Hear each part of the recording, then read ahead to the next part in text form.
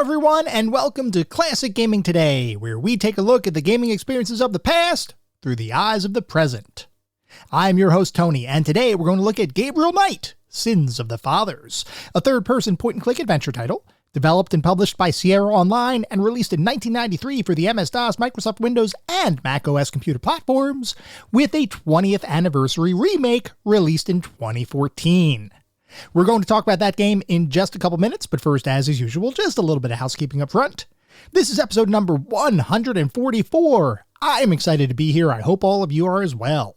If you'd like to reach out, let me know how I'm doing, provide feedback, comments, suggestions, or just talk about classic games and technology in general. I would love to hear from you, and there are a few ways you can reach out. I have an X account with the handle @ClassicGamingT. I have an email address, which is classicgamingtoday@gmail.com, and we have our Discord server. The link is in the show notes. Discord is the best way to get in touch with me and the rest of the community around this podcast. We have a ton of fun out on Discord. We do weekly and monthly gaming challenges, prizes, awards, discussions. It is all out there. I highly encourage you all to check it out. I also highly encourage you to check out our Patreon. It is patreon.com/classicgamingtoday.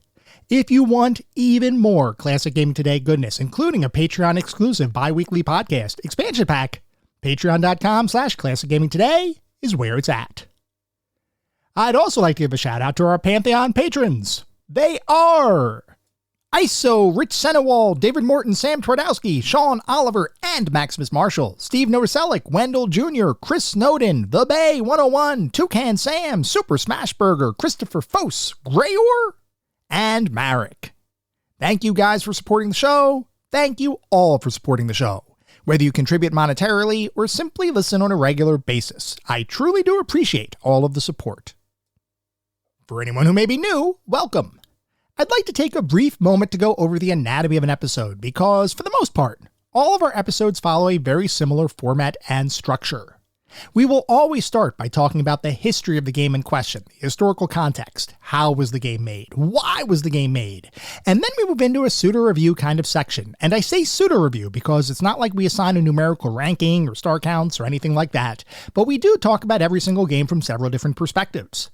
We take a look at the graphics, how does the game look, the sound and music, how does the game sound, the narrative and or story, if the game has one, playability and controls, and overall feel. What does it feel like to play the game today versus when it was released 20, 30, maybe even 40 plus years ago? We do all of that to reach a verdict as far as how well the game holds up today. And to do that, we assign each game to one of several categories.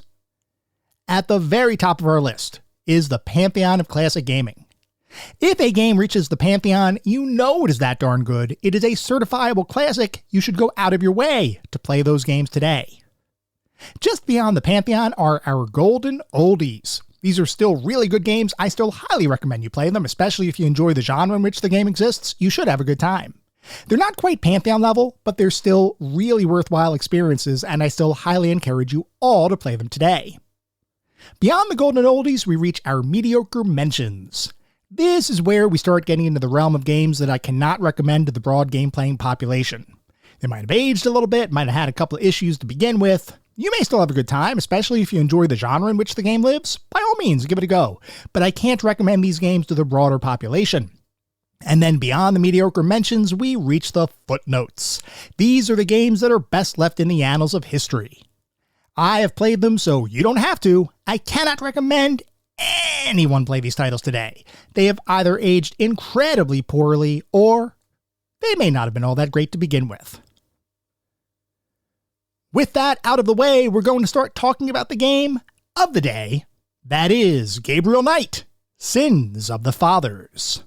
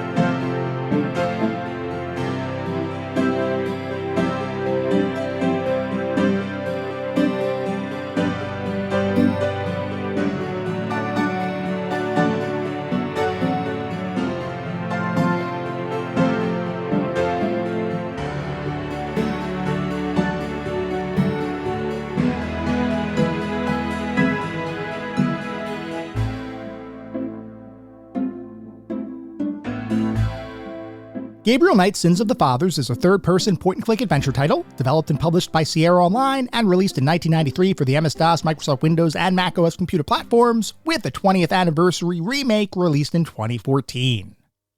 Before we can talk about Gabriel Knight, we need to take a step back and talk once again about Sierra Online, the incredibly influential powerhouse developer and publisher who throughout the 80s and 90s would become one of the most prominent adventure game studios in the entire world, with the breadth and expanse of their releases being challenged only by fellow adventure game behemoth LucasArts. We have talked about both companies extensively over the last few years, and it's not my intention to go over the entire history of the adventure game landscape of the time in this episode. But as we always do, we're going to start with a brief refresher, which in this instance includes Sierra's early years, as well as its natural evolution as a company and adventure game studio, before we finally come to a new addition to the Sierra team. An incredibly talented game designer whose own personal creativity and drive to create something truly special would eventually result in the creation of Gabriel Knight. But we're getting just a bit ahead of ourselves, as before we talk about that legendary adventure game designer, we need to briefly discuss the early years of Sierra Online, and more specifically its predecessor company, Online Systems, a small company founded by two early computer industry pioneers, the husband-wife duo of Ken and Roberta Williams. Interestingly, Ken and Roberta Williams never intended to get involved in the early computer game industry, and Roberta in particular had absolutely no interest in computers at all. Ken, by contrast, was always a bit of an entrepreneur, and he saw the value in pursuing various opportunities in the computer industry, including the potential of porting popular business software packages to different computer platforms, a type of business venture that sounds boring today, but back in the late 70s and early 80s was actually pretty big business.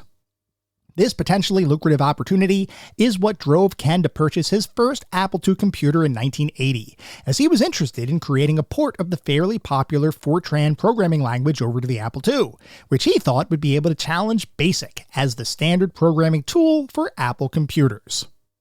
For those who may need a refresher, BASIC is an acronym for Beginner's All-Purpose Symbolic Instruction Code, and was a simple, higher-level programming language that was used pretty widely across the majority of the Apple computer ecosystem of the time, without much competition from other programming languages of the time. Ken Williams wanted to change all of that by bringing Fortran to Apple computers, and to understand why that proposed project was a big deal, we need to talk just a little bit about how computer programming languages were distributed in the early days of the personal computer market. For those who may be unaware, around this time, computer programming languages were not nearly as pervasive as what we see in today's market, and beyond that, the simple act of running software on different computer platforms required extensive work. Think about today, where you might have a software development environment like Unity that talented developers can use to generate executable code that can be packaged to run on any number of target systems, like home consoles, computers, and even portable devices like tablets and phones. Modern tools make that kind of thing easy, and oftentimes the creators of those tools offer versions of the toolset that run on any number of common computer platforms like Linux, Windows, and macOS. Back in the late 70s, though, the concept of multiple versions of anything being provided by a single software creator was a rarity, and oftentimes making software work on platforms that weren't targeted by those companies required someone else to actually port the software or tool to those different platforms, which was a surprisingly lucrative business to be in, assuming your ports were higher quality than most amateur efforts of the time. Ken Williams had always considered himself to be a talented software developer, and he believed he had the skill needed to complete his Fortran port and hopefully make some money doing it. So he decided to make things official, creating a company of his own to perform this future work under. That company would be called Online Systems. Despite Ken's focus on business software, during one of his work assignments, he acquired access to a brand new game that had been making the rounds across numerous computer mainframes, universities, and even personal computers of the time. The literal grandfather of all adventure games, Will Crowther's classic Adventure, or Colossal Cave Adventure, depending on which version of the game you're talking about. Ken had no interest in the game, but he figured it might be something of interest to show his wife, and might help her pass some time while she stayed at home as Ken worked on his various projects. So he introduced the game to Roberta, and she immediately became enthralled, shirking all responsibilities to play the game through to completion, even staying up overnight to try to conquer the game's various puzzles and traps. Eventually, she did beat the game, and with her newfound love of what was then considered the adventure game genre, she began to seek out other similar titles to enjoy. She tried several, enjoying the expansive for the time worlds that the games presented, along with their tricky and devious puzzles that required significant thought and logical leaps to solve. After playing a bunch of these titles and drawing on prior time spent reading Agatha Christie novels and playing the classic board game Clue, Roberta became inspired. What if she could design and create her own adventure game, potentially to sell on the still nascent computer game market? The concept intrigued her, and she began discussing the idea with her husband. While he was very supportive of Roberta's ideas, Ken didn't want to create something that was derivative or similar to any of the titles that were already out there. Instead, he wanted to push the technological boundaries of what people thought were possible, and wanted to create something that would be different from the status quo, which around this time was a predominantly text-driven and non-graphical user interface. Ever the visionary, Ken decided that Roberta's game proposal needed to exceed the expectations of the market, so he fired back a proposal of his own. He'd help Roberta create her game, but it would have to transcend a purely text interface. He wanted to create a title with full-featured graphics. To put things into perspective, at this time in computer gaming, the concept of graphics on a computer screen weren't really much of a thing, and the majority of computer systems available didn't even have any discrete mechanisms for generating graphics at all. Looking specifically at the adventure games that had been released to date, whose interfaces were purely text-driven, and there wasn't even a passing thought that graphics could improve the experience of what had, up to that point, been more akin to interactive novels as opposed to a more visual kind of experience. That, though, was all about to change, as Roberta Williams set out to create her very first game, Mystery House. The story behind the development of Mystery House is actually really interesting and shows a great deal of ingenuity, and we spoke at length about the creation of that game during our episode in King's Quest. We're not going to revisit all of that history here, except to say that Roberta and Ken Williams succeeded in exploiting the unique quirks of the Apple II computer system to create an adventure game that, for the first time, would utilize a graphical display coupled with a text parser interface to provide players with an experience they had literally never seen before.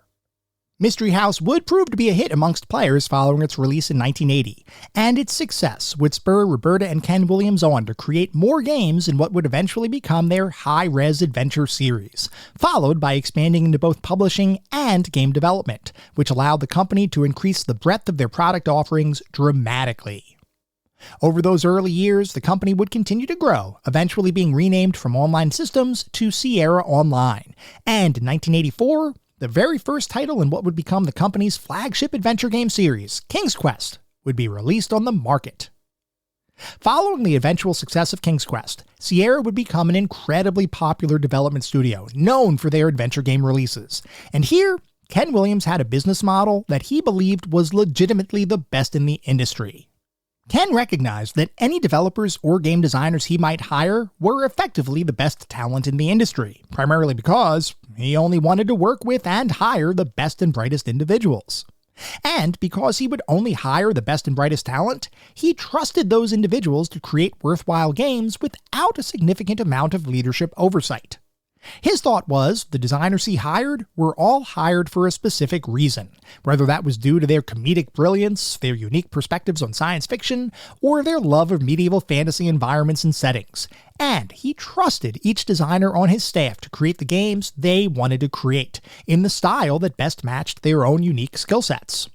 So, when someone like aspiring comedian and musician Al Lowe was hired into the company, Ken Williams didn't bat an eye when it was suggested that a lesser-known text-based adventure title like Soft Porn Adventure could potentially be converted into a lewd adult comedy graphical adventure game. Williams trusted that Lowe would be able to do what he proposed, which is why Leisure Suit Larry was greenlit without any sort of leadership pushback. The caveat, though, was that Ken Williams expected quality and sales for any title his developers would work on. As long as your game sold, Williams was happy, and you'd be free to work on pretty much whatever you wanted to work on. If your games didn't sell, however, then Williams would have no issue showing you the door. He expected greatness, and that's exactly what the early Sierra Online game developers delivered with each and every game they worked on.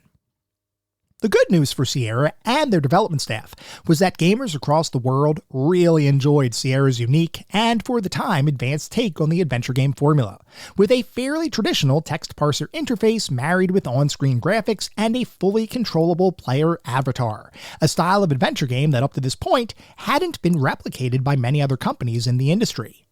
Sierra's claim to fame throughout their early history, beyond their game's technical advancements, was the fact that when you picked up a Sierra title, you were going to be whisked away to a fantasy world where outlandish situations ruled the day, and gamers loved diving into every new adventure that came out of the prolific adventure game studio. Sierra adventures were incredibly popular, though at the same time they were also brutally challenging, often requiring significant leaps of logic in order to solve the various puzzles that you might find in a typical Sierra adventure title, not to mention the number of dead-end situations you could find yourself in, or the number of random deaths you might encounter as you attempted to simply navigate the in-game worlds of a Sierra game.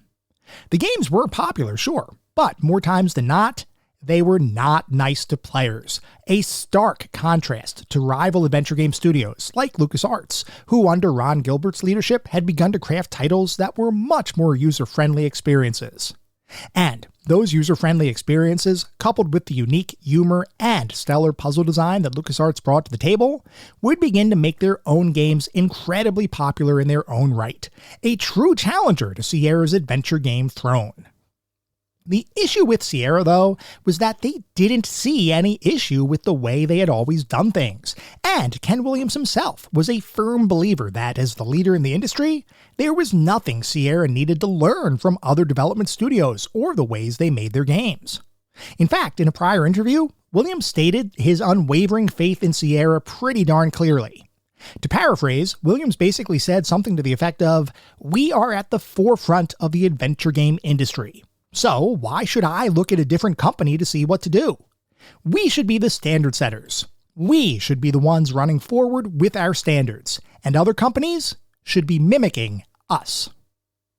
Now, that might have been a bit of a myopic viewpoint, because there were certain things that Sierra probably could have adopted and integrated into their systems to make even better games. But regardless, that was Ken Williams' thought process and mindset throughout the 80s and into the early 90s.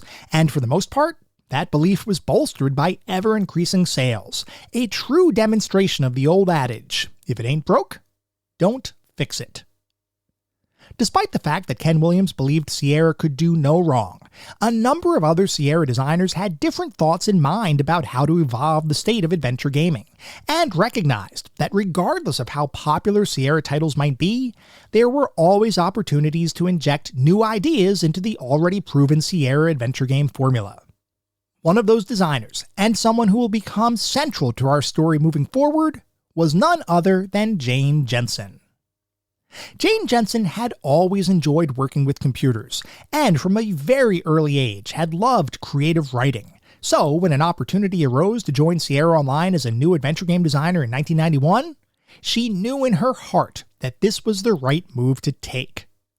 Jensen had majored in computer science in college, and after graduating had been working as a software developer with computer technology company Hewlett-Packard, a role that allowed her to continue developing her technical skill set, but did absolutely nothing for the creative side of her personality.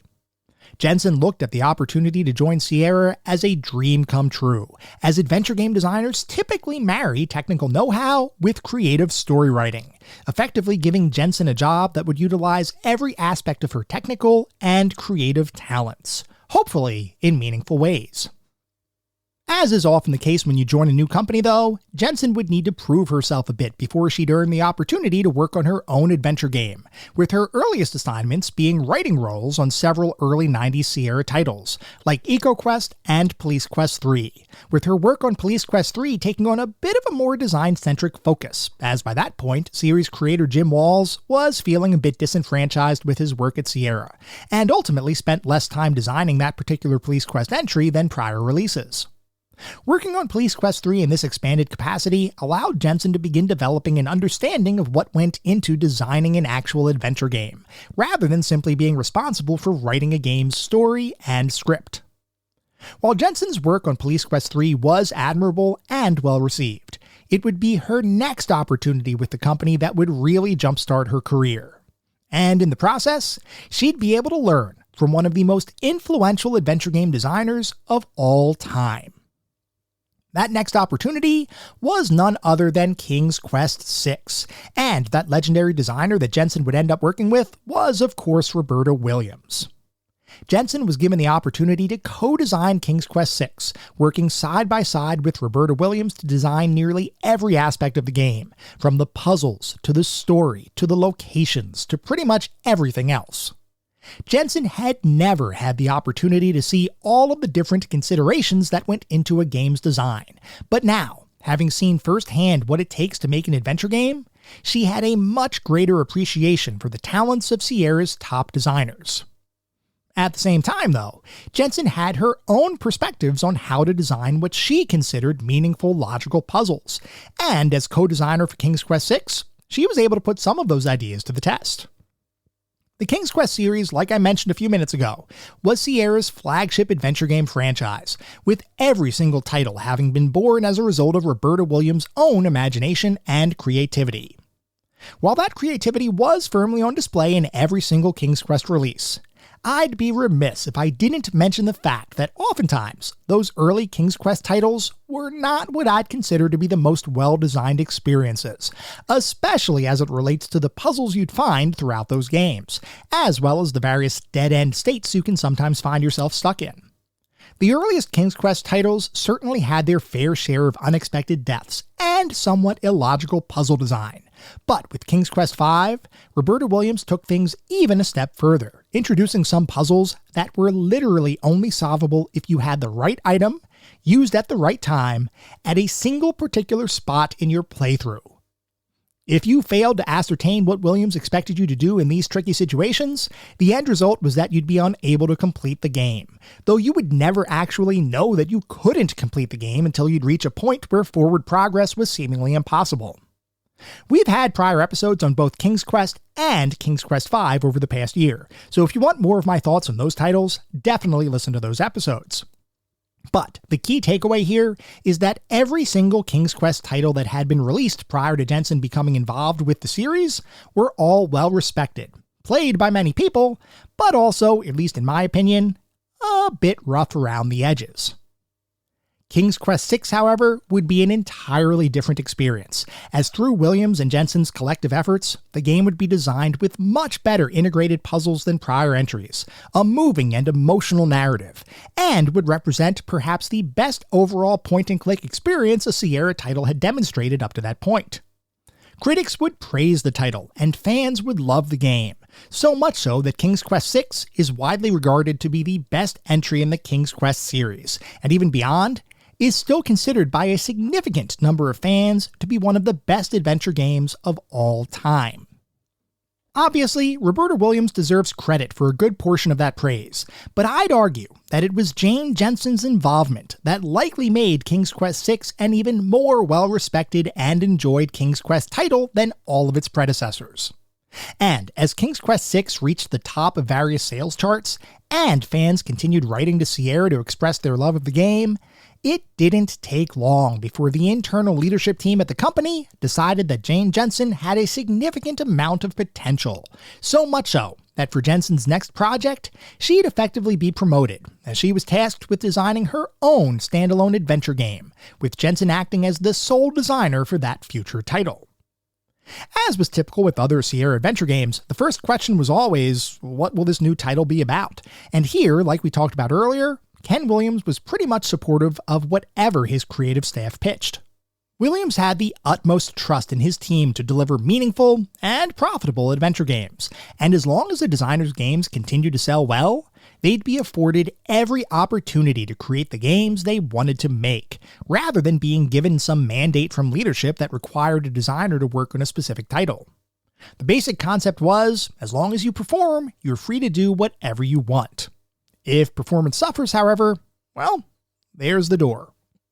That kind of working environment might appear to be stressful and frightening, which is likely a valid assumption, but it also means that designers would only bring their best efforts forward, lest they risk being let go from the company. The freedom that came with being able to design whatever game you wanted to make was liberating, but at the same time, a bit of a risky proposition. At the point that Jane Jensen was given the opportunity to create her own adventure game, she had been very intrigued by the supernatural, and in particular, the Anne Rice series of vampire books, like The Vampire Lestat and other entries in that franchise. At the same time, Jensen also had a fondness for New Orleans, a setting that was fairly prevalent in Anne Rice's own books, but also a location that Jensen enjoyed and admired from a personal perspective. As Jensen began thinking about her new game, she considered, what if she could combine supernatural elements like what you might see in an Anne Rice book with real-world settings and locations, like what you might see if you actually visited a real-world city? And what if all of the story elements in the game were based on some degree of historical research? Meaning, rather than coming up with an entirely fictional universe and story, what if the story for the game were fiction, but the lore behind the story was based entirely on real-world mythology, lore, and research? And what if the story for this still non-existent title would be written to be more mature and less fantasy-inspired than most of Sierra's adventure game catalog, with a narrative good enough to be seen in a novel or movie, and one that would be based on reality rather than fairy tale? Jensen herself had always wanted to be a novelist, and she considered, perhaps she could bring that same level of narrative quality to her soon-to-be-created adventure game. The first order of business was to get leadership approval, meaning Ken Williams' blessing, before she'd be given a budget and allowed to proceed with her game's design. Like we've already talked about, Williams was incredibly supportive of his team, but he still wanted to understand what concepts his designers were working on, and he did maintain veto authority if he was presented with an idea that just didn't seem marketable. So Jensen began prepping for her pitch to Williams. She knew she wanted to include real-world locations, supernatural elements, and mature themes, and she knew the main character's name, Gabriel Knight, which Jensen thought had a nice ring to it. But beyond that, nearly everything else was up in the air. She didn't know what type of character Gabriel would end up being, other than that perhaps Gabriel would be a sort of Indiana Jones type, and even at one point considered that he could be a parapsychologist at a university who would go on adventures, similar to Indiana Jones in his tenure status as a professor of archaeology at Marshall College. As she started going down this path, though, she realized that she was potentially at risk of making a character and game that was a bit too derivative of Indiana Jones.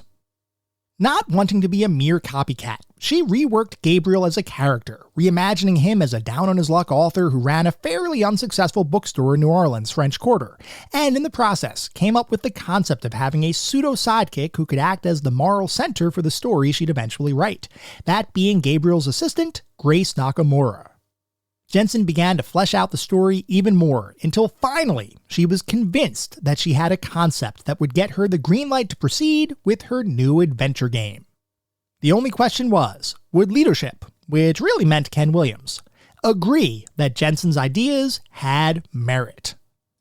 So, Jensen scheduled her pitch with company CEO Ken Williams, went through her whole concept, and Ken was not totally sold. He thought that Jensen's ideas, while interesting, were too far of a departure from the typical Sierra adventure game, and even beyond, were unlike anything else seen on the adventure game market up to this point. Real-world locations, historically accurate research, a mature story with characters who had flaws rather than simply being heroic? This felt like a bit too big of a stretch. But Williams was, as I keep mentioning, incredibly supportive of his team, even if he didn't personally fully buy into their ideas. Which is why Williams would give Jensen the green light to proceed with her concept, and is the exact moment when work on Gabriel Knight, Sins of the Fathers officially began. With the game now official, Jensen began to assemble a team to turn her ideas into reality, with a number of artists working to bring the various locations in the game world to life, using a mix of original, hand-drawn backgrounds that would be scanned into a computer and digitized, to real-world location photography that artists would convert into interactive in-game environments. Each character in the game would also receive a ton of attention by the art team, with major characters having detailed portraits designed for use in the game's eventual dialogue system, and each character's animations being generated through a form of rotoscoping, where real-world actors were filmed against a green screen with their actions being drawn over to effectively cartoonize the recorded sequences. Very similar to how classic Disney films created ultra-smooth animated scenes that would have been nearly impossible to create entirely by hand. Sierra figured that rotoscoping and other modern technologies would make Sins of the Fathers a technical powerhouse, and given the fact that it was being created for the latest version of their in-house adventure game engine, the Sierra Creative Interpreter, or SCI, the team was encouraged to pull out all the stops to make the very first Gabriel Knight adventure look and sound as good as possible. And speaking of making the game sound as good as possible, let's turn our attention to the game's music, which would be scored by a musician by the name of Robert Holmes, who had just recently joined the Sierra Online team after having spent years performing in various bands, as well as working in Hollywood on musical post-production. Holmes would be given the task of composing the music for Sins of the Fathers, which would be the synthesis of New Orleans-style jazz mixed with other styles of music prevalent across the world, all with a unifying set of themes that would, hopefully, appeal to the game's eventual players. Beyond the game's music, additional attention was placed on the game's voice cast because Sins of the Fathers was being made during a period of time when CD-ROM technology was rapidly expanding across the industry, and it was decided early on that there would be two versions of the game made. One would be a traditional floppy disk version with no voice acting included, while the other would be a CD-ROM-based version with enhanced sounds and, most significantly, a fully voice-acted script. Now, we should talk briefly about the quality of voice acting in adventure games, and in particular, the quality of voice acting in adventure games at the point that CD-ROMs were beginning to gain market prominence. Those early voice-acted performances were, quite simply, not always that great, because most developers of the time would simply cast internal staff as various parts in their games, creating an experience that demonstrated very clearly the fact that many game designers are not talented voice actors.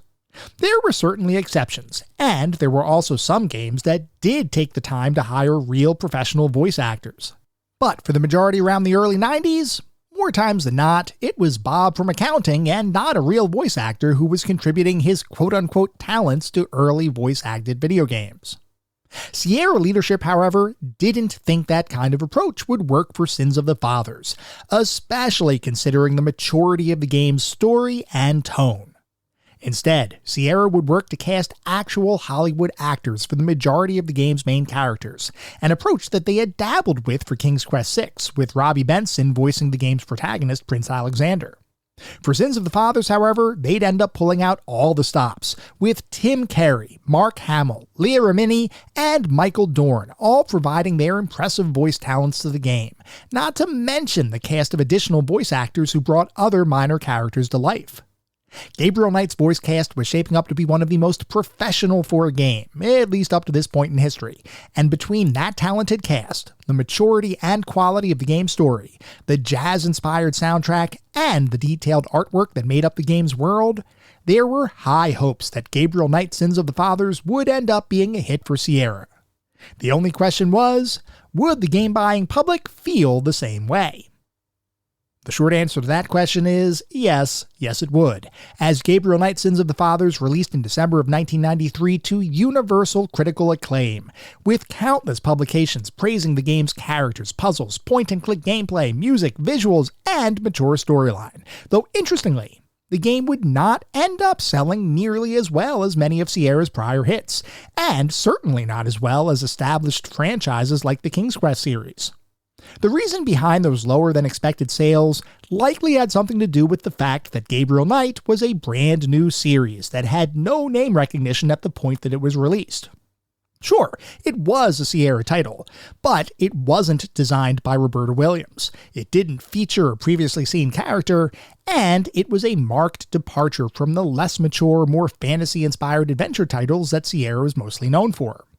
It's not necessarily a surprise that Gabriel Knight Sins of the Fathers didn't sell all that well, though for players who had experienced and enjoyed the game, it probably was looked at as disappointing, if only because that meant fewer people were able to understand why so many critics had declared Gabriel Knight Sins of the Fathers to be one of the finest adventures ever created.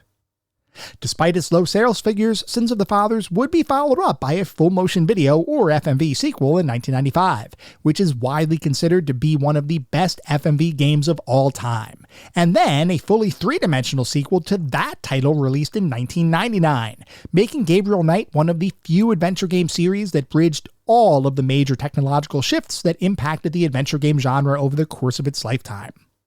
All it would have needed was to have had a version using a text parser, and you could argue that the series spanned the entire history of adventure games. But unfortunately, we'll have to settle for 3 out of 4. Over time, the Gabriel Knight series and Gabriel Knight as a character would become synonymous with adventure gaming, and even today, Gabriel Knight 1 and 2 in particular are widely considered to be 2 of the best adventure games of all time. The third entry received a more mixed critical response, driven largely by the jump to 3D gameplay, which at the time was still not fully figured out by game designers, as well as a single incredibly far-fetched puzzle, the cat hair mustache, that has become the butt of internet jokes for years.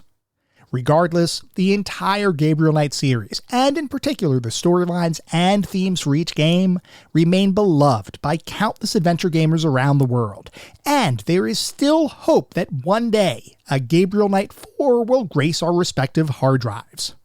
Given Microsoft's purchase of Activision Blizzard, that potential sequel seems more likely now than it has for the last 25 years, but it's still unclear when or if we'll ever see a new Gabriel Knight adventure. Luckily for fans of the series, both Jane Jensen and Robert Holmes, who are now married, want to keep the series going, and over the years, various efforts have helped to keep Gabriel Knight relevant. Jensen herself novelized the first 2 Gabriel Knight adventures, and Jensen and Holmes would both work on the release of the 20th anniversary of Gabriel Knight Sins of the Fathers in 2014, a version of the game that would remake every aspect of the original experience using modern technology. Many fans of the original would be upset that the voice dialogue had to be re-recorded for the remake due to the fact that the original voice files were too compressed and low quality to be remastered for a 2014 game. But even so, the fact that a new, albeit remade, Gabriel Knight title came out in the first place was enough to fill fans of the series with hope for the future. Like I mentioned though, that future is decidedly uncertain. While Jensen, who is now a full-time novelist, and Holmes, who continues to work on various musical themes reminiscent of his work on Gabriel Knight, continue to hold out hope for the future, the ball really rests in Microsoft's court at this point. I, like many fans, hope to see a new Gabriel Knight installment in the future, but regardless of if that happens or not, the fact is that the Gabriel Knight series, and in particular Sins of the Fathers, will remain a much-beloved classic adventure title, even if we never see a new Gabriel Knight game in the future. The quality of that first entry in the series is unquestionable, and in the eyes of many, Gabriel Knight Sins of the Fathers remains one of the best adventure games of all time, and as such is definitely a title that will be remembered fondly for countless years to come.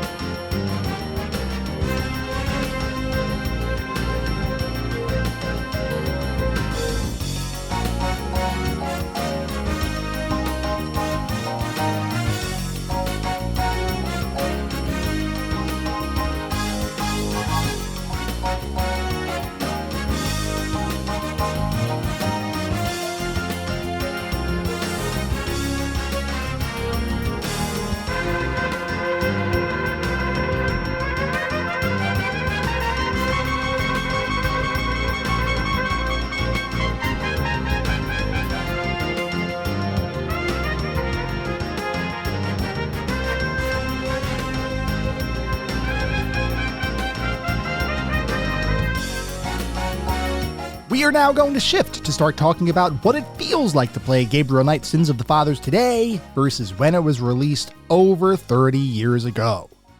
At its core, Sins of the Fathers is a very traditional Sierra-styled point-and-click adventure game, in that you navigate a game world made up of a bunch of different scenes and locations, interact with a number of hotspots and items, converse with a cast of diverse characters, solve a series of environmental and inventory-based puzzles, and ultimately experience a story that hopefully will be impactful and engaging.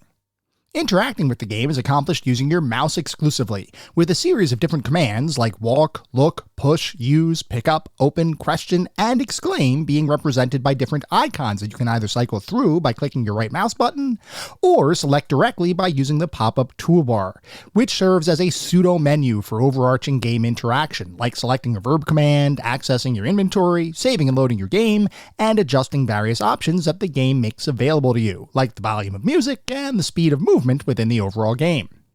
Within that framework, sitting down to play Gabriel Knight 1 is going to be instantly familiar to anyone who has ever played a point-and-click adventure before, and in many ways, Gabriel Knight is effectively a stereotypical adventure game from the early to mid-90s, which in my opinion is right smack dab in the middle of the golden era of adventure gaming.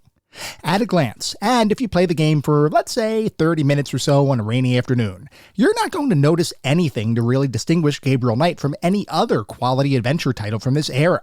Even with such a short amount of time spent playing the game, you'll probably recognize it's a well-crafted experience, but you might end up wondering why Gabriel Knight is held in such high regard by the majority of adventure gamers around the world. Well, the answer to that question is a bit more complex than what it would appear, because from a technical perspective, Gabriel Knight does nothing to make you stand up and take notice of it. It truly is a stereotypical adventure game, at least from the perspective of the things you see, hear, and experience when you first start playing the game.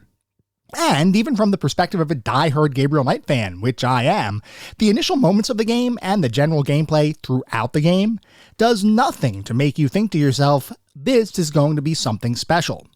So the question becomes, why should you believe me when I say that Gabriel Knight 1 is one of the finest adventure games ever crafted? Why should you take my word that Gabriel Knight will sink its claws into you and not let you go? Why should you give any consideration when I say that Gabriel Knight truly deserves the accolades it's received over the years? Why should you ultimately play the game that I consider to be one of my favorite adventure games of all time? Before I answer all of those questions, I need to give you all some context that will apply to the rest of our discussion. The first thing to keep in mind is that this is not the first time that I've played Gabriel Knight, and in fact, I think it's probably the fourth time that I've played the game to completion since it was released, with my last Gabriel Knight experience being around 6 or so years ago when I played the 20th anniversary remake. So, going into my playthrough of Gabriel Knight for this episode of the podcast, I had a pretty good understanding of the flow of the game, the major plot points, and, generally speaking, how to solve each of the game's puzzles, or at a minimum, the concept behind each of the game's puzzles. Secondly, I need to mention that I had never, up to this point, played the CD version of the game from its initial release, with my only talkie experience of the game being the 20th anniversary remake. I had never played the Tim Curry-voiced Gabriel Knight or the Leah Remini-voiced Grace Nakamura version of the game before, and as I started preparing for this episode of the podcast, I knew that this was a gap I needed to close. So that's the version of the game I played for our forthcoming discussion, the CD-based talkie version released alongside the floppy disk version just in time for Christmas of 1993. With that out of the way, let's talk about what makes Gabriel Knight, Gabriel Knight. And unlike the majority of our adventure game discussions, we're not going to focus on how Gabriel Knight's engine introduced advances over its predecessors, or how it introduced some new features that change the way you play the game in relation to prior adventure titles. I mean, sure, there were certainly some interesting improvements to the traditional Sierra adventure game formula, with potentially the biggest engine-driven improvement being the fact that Gabriel is given a portable voice recorder early in the game that effectively serves as a log of all of the different conversations that you have with each character in the game, a way of going back over the information you've received from those conversations, just in case you need to refer to a specific topic later on in your adventure. This addition, while definitely worthwhile and potentially useful, is something I ended up using very rarely, and in fact, during my latest playthrough, I only used it once just to test out its functionality, not because I actually needed to use it. Of course, anyone who hasn't played the game before might need to refer to it more often, so from that perspective, it's definitely a nice touch. Outside of that one explicitly visible addition to the game, most of the rest of Gabriel Knight's technical improvements are either behind-the-scenes performance improvements or more related to the visual presentation layer itself, with higher resolution graphics than prior Sierra titles and better support for animated and pre-filmed movie sequences, both of which are positive technical improvements, but don't really make or break the quality of the game.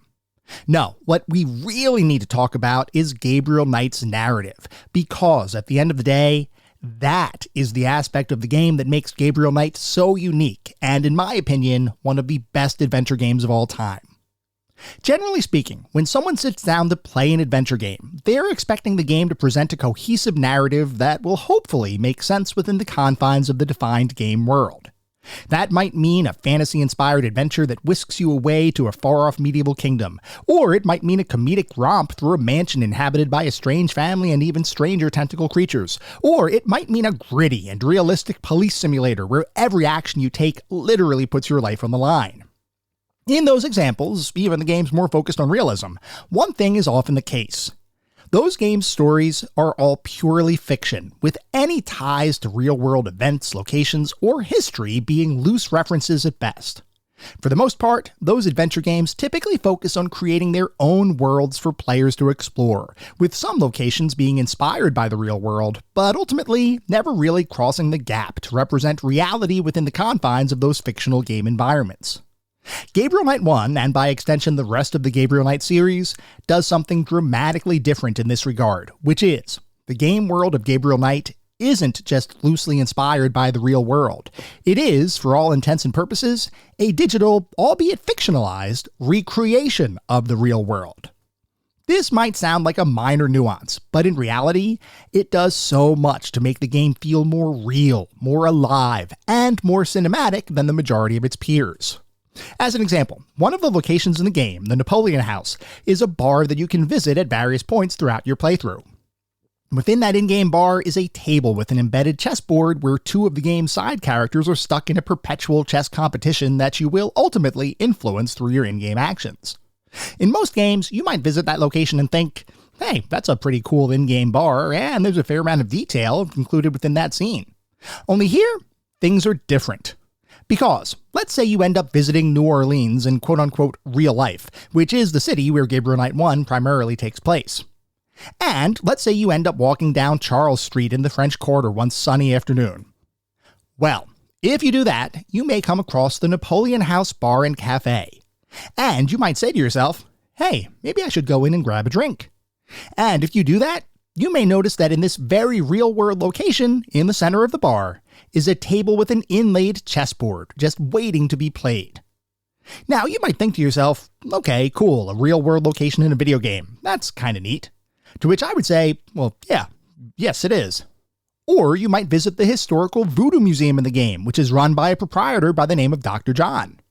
Well, maybe in our hypothetical trip to New Orleans, we decide we want to learn more about voodoo, so we head to the real-world Voodoo Museum over on Dumaine Street. We get to that location and do a little bit of Googling about its own history before we go in, and surprisingly, learn that when it was first opened, it was run by a man named John T. Martin, who was nicknamed by many to be, you may have guessed, Dr. John. This blending of the real and in-game worlds goes far beyond most video games, where you might visit a bar in a famous city like, say, Chicago, but that bar and the area around it are usually just fictional locations set in a real-world city. In Gabriel Knight, you end up visiting a ton of real-world locations, set in a real-world city, within the confines of a game, and rather than have those locations simply act as window dressing, they serve to make the whole experience feel real and alive, so much so that if you're like me, you may end up wanting to visit New Orleans on a Gabriel Knight tour, visiting the real-world locations that pepper the in-game world, which, by the way, is a trip I absolutely will take at some point in my life. Anyway, faithfully recreating real-world locations in a game, while cool, isn't something to really get all that excited about. I mean, sure, it makes the game feel more real and, in a way, cinematic, similar to a movie being filmed in front of a bunch of real-world landmarks that you can visit. But by themselves, real-world locations in-game are somewhat of a novelty rather than a reason to play a game. What makes things more interesting, though, and where Gabriel Knight truly shines, is how real-world history is woven into the game's story, which is, from my perspective, incredibly impressive. Like the inclusion of real-world locations in the in-game world, Gabriel Knight's story uses an extensive amount of historical research by its designer, Jane Jensen, to create a narrative that feels real and compelling, despite the fact that it is ultimately a work of fiction. Most of that historical research has to do with the Voodoo religion, which has itself evolved over time to encompass several different sects, depending on where in the world the religion is being practiced. And if you're like me, you may become intrigued by the inclusion of a real-world, oftentimes mysterious, sometimes portrayed as evil, religion being represented in a game, where your character ends up learning quite a bit about the rituals, deities, and practices of that particular religion. And if you're even more like me, you may begin to wonder how much of this stuff is actually quote-unquote real. So you do some internet searches or buy a couple of books off of Amazon and begin conducting your own research, because the historical information is presented so interestingly in the game that you just have to learn more. And then you confirm something that you've only suspected up to this point: that the majority of the content in the game, with some exceptions, is actually 100% based on real-world Voodoo history, lore, and mythology. At which point, your mind becomes blown at the sheer amount of research, content referencing, and attention to detail that Jane Jensen must have performed in order to deliver the narrative that ultimately became the basis of Gabriel Knight's in-game story. So now, you're at a point where you want to move to the French Quarter and become a Voodoo historian, just because this one game was able to create such an intriguing, engaging, and compelling mix of real-world locations, history, and lore, married with in-game fiction, puzzles, and dialogue. You're ready to become Gabriel Knight. Okay, so maybe you're not truly ready to pack up your things and move to Louisiana to become a struggling author, but I can say with honesty that playing Gabriel Knight made me want to explore the French Quarter and the various in-game locales in the real world. And it made me want to learn more about Voodoo and the history behind its practices and myths. It is very rare when a game is so interesting that it makes you want to do the equivalent of homework in your spare time, but that is what happened when I played Gabriel Knight, and I truly believe that the marriage of the real world and in-game experience is why Gabriel Knight is so special, and remains permanently etched in the hearts of many adventure gamers all around the world. And of course, while our discussion is focused primarily on Sins of the Fathers, there's even a greater amount of lore, history, and potential real-world exploration waiting for you in the rest of the Gabriel Knight series, should you so desire. Jane Jensen certainly has a style to her narratives and game design that, for me, is 100% addicting. So, we've already established that one aspect of Gabriel Knight's secret sauce is the way Jane Jensen combines the real world with in-game experiences. But interestingly, that is not the only reason why Gabriel Knight is such an amazing adventure. The second aspect of the game's special formula, and one that only becomes fully apparent on subsequent playthroughs, is just how brilliantly designed the game's puzzles are, and just how expertly the in-game lore and dialogues provide hints and rationale behind why everything you do in the game makes 100% perfect sense, sometimes in ways that are incredibly subtle, but when you discover them, give you an even greater appreciation for the game's excellence. To truly explain what I mean and why that is, we'd have to dive pretty deep into spoiler territory, which as always, we will not do. Instead, I'm going to speak in more vague terms, with hopefully just enough details to convey what I'm talking about. If anyone wants to talk more specifically about the game's puzzles, design, or what I'm specifically referencing, let me know and we can definitely exchange notes. Anyway, unlike many adventure games that have a series of puzzle chains and interdependencies, some of which are fairly extensive, Gabriel Knight's puzzles are surprisingly more quaint. As an example, let's take a look at Monkey Island 2: LeChuck's Revenge, a title that quickly became one of my favorite adventure games of all time when I first played it around a year or so ago. That game has some of the most ingenious puzzle interdependency chains I've ever seen in an adventure game, with so many dependent puzzles, items, and sequences that by the end of the game, you'll feel like you just experienced a masterclass in adventure game puzzle design.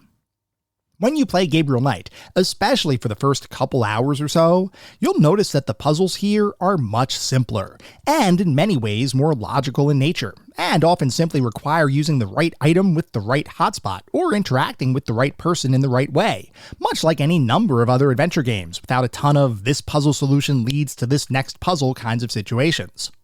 I mean, there are certainly puzzle chains in Gabriel Knight, but nothing to the degree of Monkey Island 2 and other Ron Gilbert-designed adventures. And you may, if you're a seasoned adventure gamer, feel like Gabriel Knight is just a tad too simple as a result of its less expansive puzzle connections. Only then, you'll begin to realize some of the subtle connections that exist between different puzzles, dialogues, and interactions, and you'll begin to see that even though there aren't as many explicit puzzle dependencies, there are a ridiculous number of implied dependencies and connections, which, when you discover them, will make you see just how nuanced Jane Jensen's puzzle design really is. Before we continue, though, I should mention that Jane Jensen typically utilizes a puzzle design paradigm whereby there's a single game-wide puzzle that ties into numerous smaller, seemingly standalone puzzles, where the relation of those individual puzzles to the broader game-wide puzzle only becomes apparent as you near the conclusion of the game, or in some instances, when you replay the game. A lot of times, that connectivity isn't even a mechanical kind of thing, meaning it's not like you receive a bunch of items from different puzzles and then you use those items on one overarching game-wide puzzle. Instead, what Jensen likes to do is provide you with pieces of knowledge and information that eventually comes together to form a cohesive whole, and that constantly evolving collection of information is what ultimately lets you solve the puzzles the game puts in front of you. The most obvious example of this kind of design in the Gabriel Knight series is by far Gabriel Knight 3's La Serpent Rouge puzzle, which is something that pervades the entirety of your playthrough with that title, and is perhaps the best game-wide puzzle ever created for a point-and-click adventure game. But this type of design is also prevalent in the other two Gabriel Knight titles, with Wagner's Lost Opera and its relation to the Bavarian King Ludwig II in Gabriel Knight 2, and in Gabriel Knight 1, the concept of the wheel within a wheel. Now, I'm not going to go into details about the whole wheel within a wheel concept, because as you all know, I don't want to focus on spoilers of any kind here. What I will say, though, is that the concept of a wheel within a wheel is something that becomes so pervasive throughout the entire game, oftentimes without you noticing it, that when you finally do see the whole thing come together, it will immediately make you want to reflect on all of your past experiences in the game.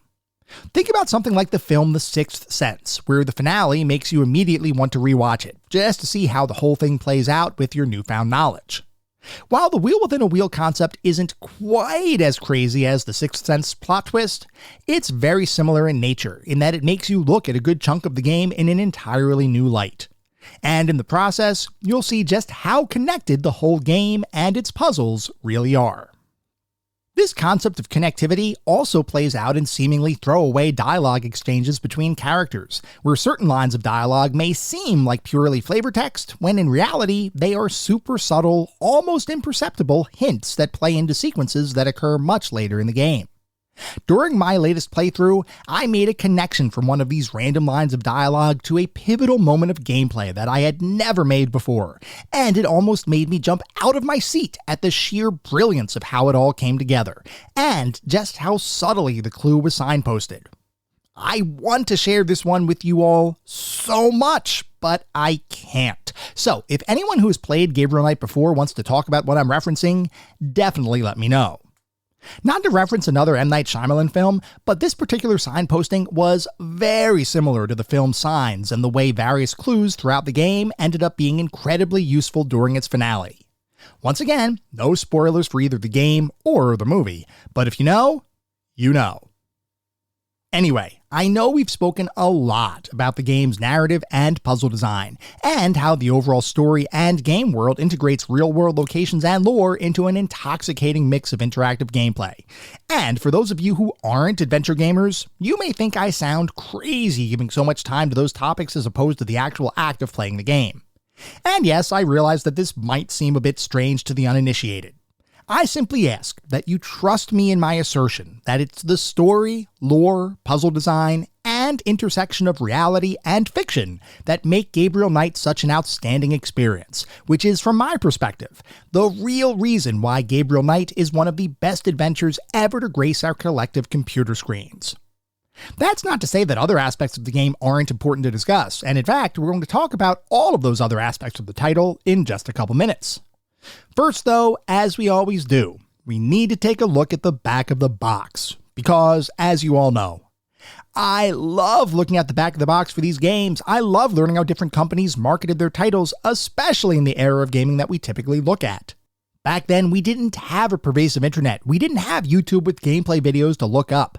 Back then, when we made a buying decision, it was often based on word of mouth from family and friends, reviews we may have read in magazines, and what the box actually looked like in the store.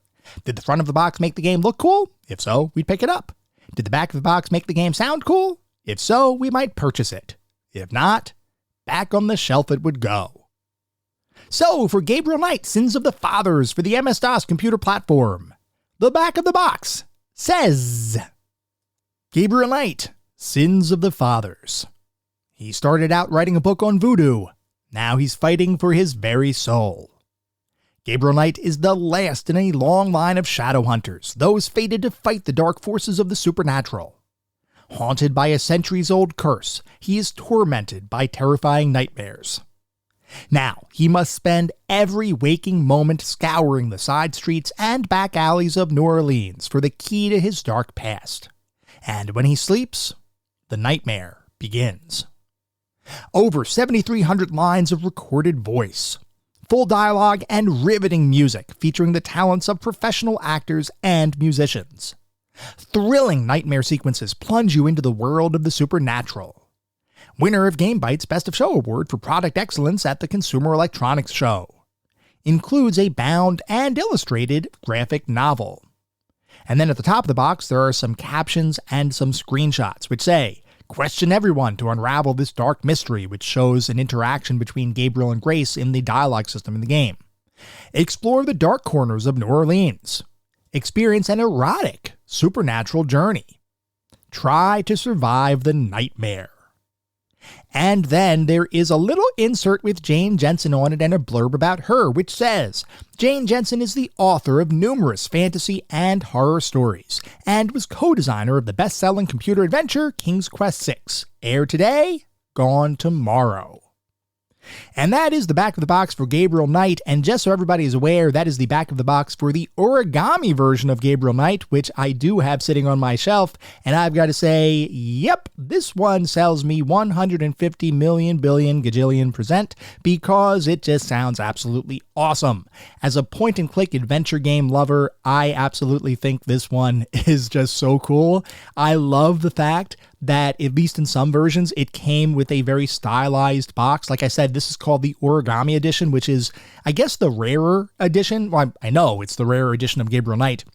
It sells fairly high. Last time I looked on eBay, it sold for, not necessarily sealed, but complete in box, is well over $100. I don't know if that's still the price today, but I do have this one sitting on my shelf. I bought it when it first came out. I have kept it ever since then. I love Gabriel Knight. I love this particular box in particular because it just looks cool and it's something different. It's not just a normal rectangular box. And beyond the overall design of the box itself, the text on the back of the box, the screenshots, everything about it, scream to me, this is going to be a high-quality point-and-click adventure experience. Anyway, we're going to move on to start talking about the more specific aspects of the game, and we're going to start by talking about the graphics. The graphics in Gabriel Knight Sins of the Fathers are incredibly well done, with nicely detailed environments, great character artwork, and mostly smooth animations that give each character in the game a distinct feel as they navigate around the game world. That being said, Gabriel Knight is very clearly a pixel art-driven graphical experience, and unlike games from LucasArts that employ high-contrast, cartoon-like colors and visual scenes, Gabriel Knight is very much a recreation of the real world, meaning the game uses realistic colors, environment design, and situations that make the game feel more grounded than more comedy-driven experiences from LucasArts and others. Gabriel Knight's visuals, despite being based on realism, are still pleasing to look at, as the game utilizes the 256 on-screen colors coupled with a high-for-the-time SVGA 640x480 screen resolution to deliver a graphical environment that is visibly more advanced than many other adventure games released around this time, and certainly more high quality than the majority of past Sierra Adventure titles. Interestingly, the quality of these visuals extend beyond navigating the game's varied environments, as every major character you interact with in the game has its own unique character portrait included as well, which is displayed when you enter into the dialogue screen for each of those characters. In all instances, the character portraits displayed during dialogues are excellent, and serve to capture the nuance of each character, which, coupled with their voice work, which we'll discuss in a little bit, really does make each character come to life, which makes the game feel even more engaging than it otherwise would have. That's not to say that the graphics are perfect, however, as the level of detail in each environment can sometimes make it difficult to find certain required objects within a given scene, which makes it so that careful examination of each potential hotspot on the screen becomes necessary in order to progress the game. Now, there's nothing here that I would classify as a pixel hunt, and all of the objects in the game world are logically placed, so you can very easily deduce that a certain item will likely appear somewhere on a specific screen. It's just that the game's resolution, at least on modern equipment, coupled with the visual design density of certain scenes, will make it a bit more challenging to find certain items than other more high contrasts, for lack of a better phrase, titles. Regardless of that minor issue, the fact is that Gabriel Knight overall looks really good, and is an excellent example of pixel-styled artwork done really well. Moving on to the sound and music, I'm not going to beat around the bush. Robert Holmes' compositions for Sins of the Fathers, and by extension the entire Gabriel Knight series, are some of my favorite music ever included in a video or computer game, and listening to them in full, albeit emulated, Roland Sound Canvas glory brought a smile to my face that never left the entire time I played the game. The music here is so good that it's almost impossible to talk about without simply using a bunch of superlatives and calling it a day. Gabriel Knight's soundtrack transcends its place as computer game music, and is one of those rare compositions that I have, and continue to, listen to as standalone music outside of the game it originated in. It is, in a word, perfect. Sound effects, meanwhile, are all really well done, with snippets of digital audio playing during certain in-game sequences, like pouring a cup of coffee or starting up your motorcycle, all of which serve to enhance the act of playing the game. Now, I will say that the sound effects can on occasion feel kind of stapled onto the experience, almost as an excuse to use all of the storage provided by CD-ROM technology to go beyond the in-engine sound effects, or complete lack of sound effects that were prevalent in many games of the time. But that is a relatively minor complaint in the grand scheme of things, as most of the sound effects do in fact enhance how it feels to play the game. Voice work, similarly, is mostly excellent, with varied dialects and characterizations prevalent throughout the entire game, and a Hollywood cast that does, for the most part, a great job in delivering gravitas to each character's performance. That being said, and I know I'm going to be attacked for this, I am not the biggest fan of Tim Curry's version of Gabriel Knight, which to my ears just doesn't sound all that great. Or at least, it doesn't sound consistently great all of the time. The first time I heard Tim Curry perform as Gabriel Knight was in Gabriel Knight 3, and before that, the only auditory rendition of Gabriel Knight I had listened to came from Dean Erickson's portrayal of Gabriel in The Beast Within, a performance which I enjoyed immensely once I got used to the fact that somebody other than myself was playing Gabriel Knight. When I first heard Tim Curry in Gabriel Knight 3, my first thought was, this has to be a joke. It sounded so over the top and fake that I couldn't believe this was such a highly touted performance. Now, that performance did eventually grow on me a little bit. So much so that by the time I played the CD version of Gabriel Knight 1 for this episode of the podcast, I mostly knew what to expect. That being said, I'm still really not that much of a fan of Tim Curry's performance here. I know, it's heresy, but for some reason, it just doesn't click with me. All of the other performances in the game, though, awesome, and I loved hearing each of these characters be brought to life by their original voice cast. Truly a great experience. Overall, the auditory environment in Gabriel Knight 1 is stellar, with the exception of a couple minor critiques, none of which detracted from my enjoyment of the game. Definitely 2 thumbs up from my perspective. Moving on to the narrative and story, in Sins of the Fathers, you play as Gabriel Knight, a struggling author living in New Orleans who has published a couple of underperforming books, but otherwise spends the majority of his time running his bookstore, St. George's Books, alongside his receptionist/research partner, Grace Nakamura. While Gabriel hasn't had the best of luck with his previously published novels, he's working on a brand new book that he hopes will wow readers everywhere, primarily because it's being inspired by a series of ritualistic killings currently running rampant across the French Quarter. And Gabriel has the inside scoop, courtesy of his friend and New Orleans police detective Franklin Mosley. These ritualistic killings, which the papers have dubbed the Voodoo murders, are striking fear into the population, and despite appearing to be the work of copycat killers attempting to mimic voodoo practices, not everyone is convinced. Gabriel takes it upon himself to investigate these murders, and in the process, becomes exposed to the very real voodoo practitioners inhabiting the New Orleans home he knows and loves.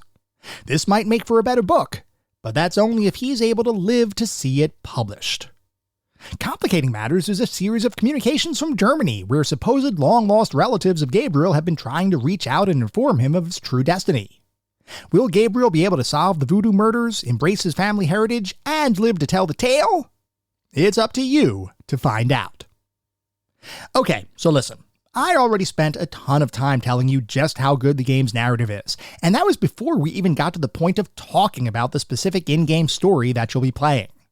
Up to this point, I've simply said that the inclusion of real-world lore and locales makes for a truly compelling in-game narrative, which, while true, doesn't fully do the game's story justice. Because the actual plot of the game, focusing on Gabriel, his friends, his enemies, and the underlying themes of ancestry and destiny, are, to put it mildly, outstanding. Jane Jensen crafted a story that is nuanced and rich with detail, and I feel very comfortable declaring Gabriel Knight's narrative to be one of the most cinematic and mature stories I have ever played in a game. It's not hyperbole to suggest that the story is good enough for a prestige television show or feature film, and the fact that this story exists in interactive format is a testament to the fact that games have, for a long time, been art, whether the general population recognized that fact broadly or not. This is an incredible story, and the way it ties everything together as you play through the game is nothing short of amazing. I loved this story, and I love the characters and world of Gabriel Knight. While I've been a fan for a long time, even if I divorce myself from that bias, the simple fact is that Gabriel Knight's Sins of the Fathers is written phenomenally well, and has a story that both stands out from its peers, while also acting as proof that video game narratives can be just as high quality as any other narrative in literature, television, or film. Moving on to the playability and controls, we haven't talked all that much about the controls for the game, because honestly, there's not all that much to speak about. This is a very traditional point-and-click adventure game, where you use your mouse to click around, you select from a series of verb commands to perform actions in the game world, and you use various items you've collected across your playthrough to solve puzzles or accomplish some other task that might be needed to progress further into the game. From that perspective, the game controls as well as any modern adventure title, though if I were to levy a critique against the game's controls, I might mention that some of the verb commands are somewhat analogous to each other, and might have been better able to be streamlined just a little bit. As an example, having a specific command for open, which logically makes sense, could just have easily been integrated into the use command, since using a book, or using a door, or using a drawer is effectively synonymous with opening those items. Similarly, the move command, which is used in only a handful of situations, could have also been integrated into the use command. And the fact that there are two different dialogue actions, one for asking questions from your topic list, the other for simply conversing with other characters, likely could have been streamlined down to a single action. But, despite the fact that there were definitely opportunities to streamline the controls a little bit, this in no way had a negative impact on the game, other than the fact that cycling through available commands with your right mouse button became just a smidge more cumbersome than if you had less commands to cycle through. I just ended up using the top menu section to select my commands, which worked just fine. Beyond the controls, the overall playability of the title remains as good as ever, and stands toe-to-toe with literally any high-quality point-and-click adventure title that has ever released. The puzzle design, the dialogue, the visuals, the audio, the narrative, everything comes together to create a truly unforgettable experience, and one that for countless gamers, myself included, will be remembered forever. So, what is our verdict on Gabriel Knight, Sins of the Fathers? Well, it's likely not a surprise, but Gabriel Knight, Sins of the Fathers is unquestionably deserving of a spot in our pantheon of classic gaming, and beyond that, likely belongs on the Mount Rushmore of point-and-click adventure titles.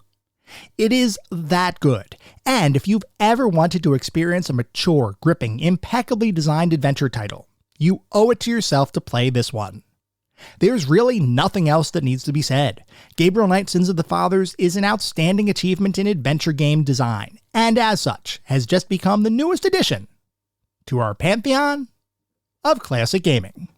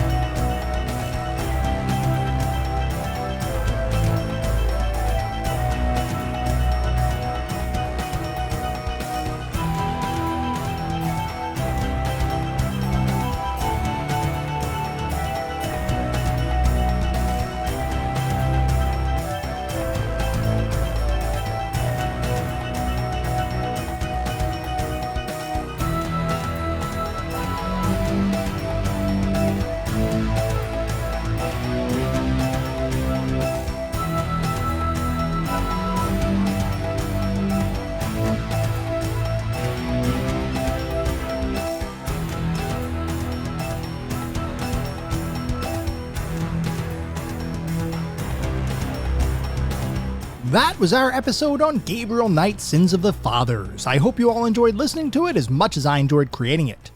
If you'd like to reach out, let me know how I'm doing, provide feedback, comments, suggestions, or just talk about classic games and technology in general, I would love to hear from you, and there are a few ways you can reach out.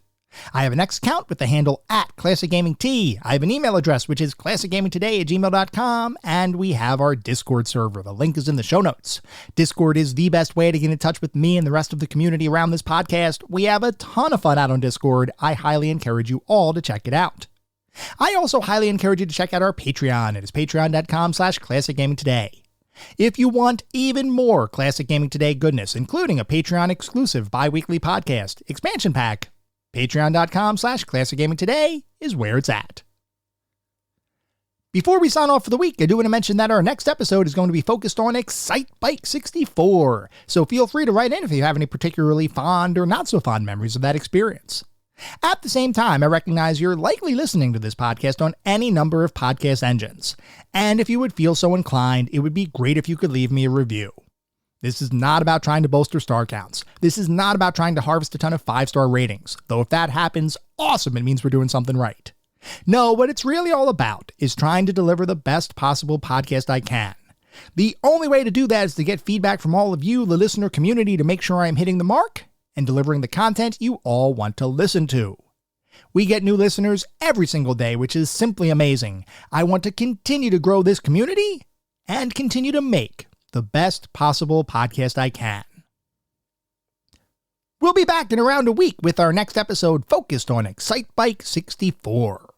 Until then, remember, sometimes the games of the past are just as good, if not better, than the games of today. Goodbye, everyone.